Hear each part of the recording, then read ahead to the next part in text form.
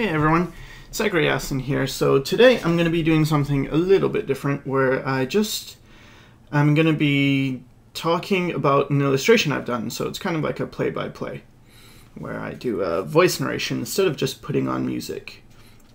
And you may notice that the Photoshop I'm using isn't the usual CS3 that I tend to use. It's CS6. And I'm sure I'm going to get asked about the color wheel. That's a painter's wheel. I believe it's the Len White painter's wheel. And I have a link on where to download that in the resources section of my website, www.sycra.net. And let's just go ahead and talk about what's going on right now. So I had this idea. I don't know if it's a good idea or not, but it's an idea nonetheless, of two people fighting, and one of them has the power to create life and the other has the power to destroy or decay life. So that was the initial idea, and then I did a quick thumbnail sketch before doing this image, so I have a general sense. It's not one of the paintings where I started with scribbles and have no idea where I'm going. I kind of have an idea where I'm going. And I figured that the power comes out through touch. So one of the people who can create is touching the ground, which is going to create life. The other one's touching the ground, which is going to, I don't know, crack the ground or something. So I'm working with values here, and it's really how I prefer to work, just because I don't want to get confused by colors. For a short time, I was actually just starting things pure color, and what I found when I was doing that is actually I'd come up with some more interesting color choices. So it's something I still might do where I just go straight to color, but I think when I'm thinking a lot, I would rather stay in black and white because it's something I'm safe with.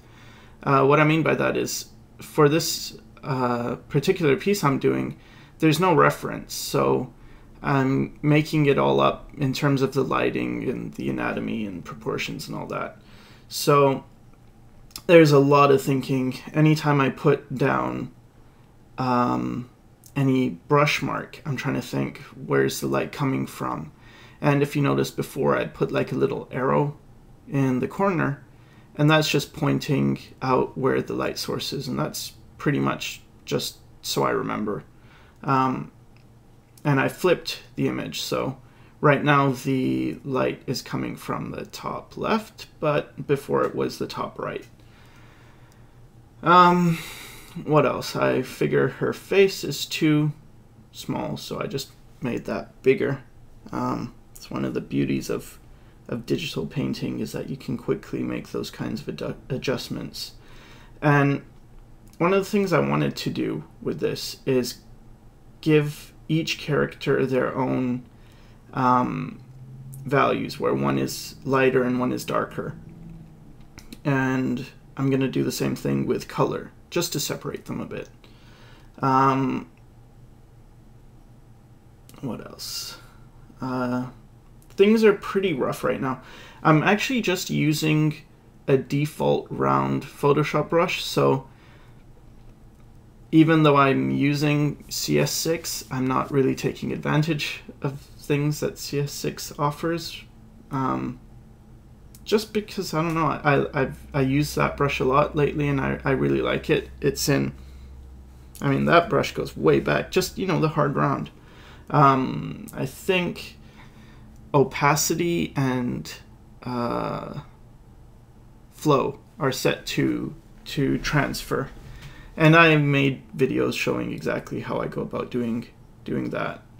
So I'm not going to go over that too much here.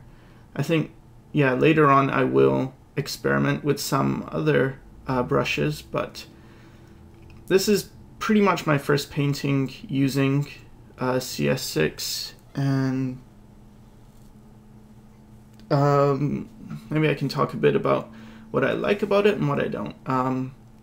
Overall, I really like it. It tends to actually be faster in some cases. Where it does slow down is I was actually experimenting a bit with different brushes, and I downloaded a set by who was it? I think it was Anthony Jones, and yeah, I tried out some of those brushes, and there was a bit of lag where I put down the mark on my tablet, and then, you know, like maybe half a second later the stroke appears, or a second later. So it wasn't terrible, but it does feel a bit weird when you're used to things happening immediately and then they don't.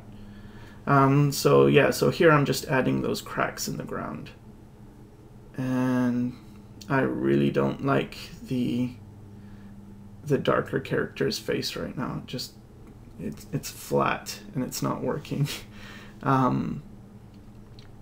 So everything I'm doing with this is really with the light source in mind. Just trying to think what the forms are. And here I'm working a bit more in the background. Initially, I had more of a square composition. I felt it wasn't enough room for the character, so I made it a vertical rectangle shape. So here I'm adding more lights. I felt there's quite a bit in the dark and mid-tone range, but there wasn't much bright lights, and that's something you want to do in your images, have, you know, a good balance of darks and lights and midtones, and not, I mean, unless you're doing a high-key or low-key painting, which is, you know, low-key is most everything is dark, and high-key is everything's pretty light. Unless you're doing that, if you're doing like full values, then you want a good spread. So here, when I'm putting in the background shapes, I'm actually not putting them randomly. So I'm trying to create a flow to the image.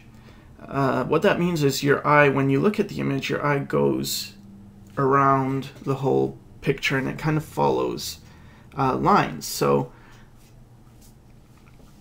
there's like a triangle that's created between the hand on the ground that's lighting up, and then the top background distant tower thing. I don't know what it, like a mountain, whatever it is, that rock formation, and then the light of the darker character's hair creates this kind of triangle. And then there's a flow where if you look towards the left, there's like another mountain in the background, but it's pointing towards the character again. So your eye kind of stays within this whole middle region.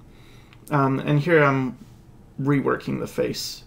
I didn't, as I said, I wasn't happy with it. I felt it didn't have form, so I'm liking this a lot more. It feels like it's a three-dimensional shape now.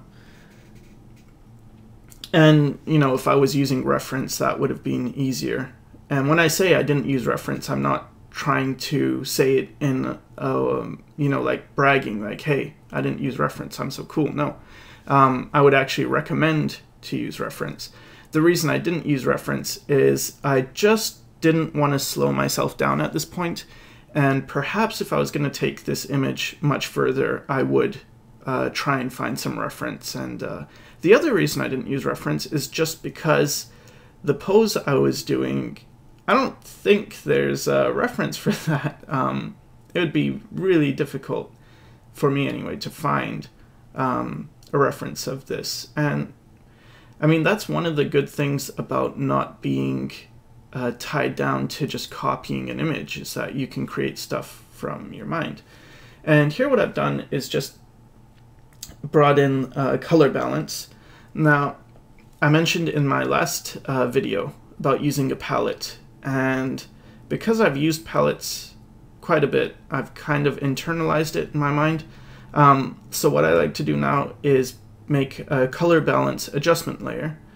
And right now I'm just painting on a new layer set to color mode, and I'm just putting in the color, and I'm going to reduce the opacity where it gets too strong. And here again I'm going into color balance. The great thing about color balance is you can change the highlight, midtone, and shadow. So you get a bit more variation than if you're just using a color mode with one color. And I like to have variation. It kind of gives a hint of things looking more realistic. Usually, the same thing with textures, right? When you have a lot of variation in texture, when you have subtle variation in value, when you have subtle variation in color, all that's going to help to make things look just a bit more believable. So here I'm adding like grass, because yeah, I guess that's my symbol for life, is that she's spreading some kind of grass. And here I'm changing the eyes. I felt the direction wasn't right, and this is something I think you need to be able to do, is to not be afraid if something's not working right. Even if you like it, it's a good idea to just change it. The beauty of digital is that you can just file save as if you like something, save it as something else, and then make whatever change. And if it doesn't work, you always have something to go back to. But the way I like to think more is that I want to be in control. I want to be in control of what I'm painting. So I don't want to be limited by, an accident. Like maybe I accidentally did a brush mark and hey, that looks cool, and or I drew an eye that looks good, and it's like, yeah, awesome, I like that. And then I get scared and it's like, I don't want to touch it because I did a good job. Yeah, I want to get out of that way of thinking and just, if it doesn't suit the image, even if it looks good, just get rid of it. Because as an artist or illustrator or whatever you want to call yourself, you should be able to do that, right? You should be able to make a change and not be limited by accidents. And here I'm actually trying one of the different brushes, and this is in tool presets. It's a soft brush, so and I'm playing around with color dodge texture brush, just seeing what they did, and it was okay. I mean, the soft brush works at softening things, but I went back to my same old default Photoshop hard round brush, and yeah, just correcting things as I go. It's pretty much near the end. I'm going to go through a phase where I just, play around with a lot of layers. I'm just making minor adjustments. I think I added a multiply layer just because the top left was a bit too light in values.